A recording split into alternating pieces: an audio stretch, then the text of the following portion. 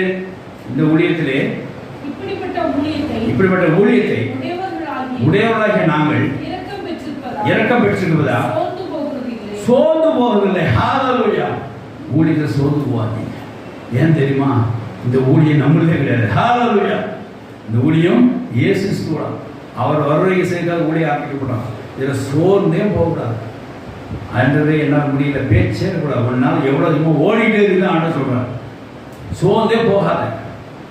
5 10 10 12 எது வேணாலும் பண்ணிக்க. சோர்ந்து மட்டும் போயிடாது ஊழியத்தில்.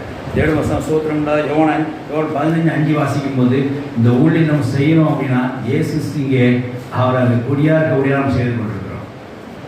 அதை மாதிரி புரிஞ்சுக்கணும். நம்மளால செஞ்சுட்டு இருக்க நாம் நினச்சிட்டு இருக்கிறோம். அதனால தான் சோர்ந்து போகிறோம். நாம் செய்கிற அந்த ஊழியத்தை அவர் ஊழியத்தை அவர்கிட்ட செஞ்சுட்டு இருக்க நம்ம பாத்திரமா எடுத்து பயன்படுத்திருக்க. வாசிக்கலாம்.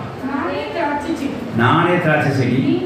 பார்த்துக்கோங்க, திராட்சை செடி அவர் தான். கொடிகளை நம்மளை அவர் வச்சிருக்கிறார். அப்போ நம்மளும் மாதிரி பேசிட்டு இருக்கிறோம்.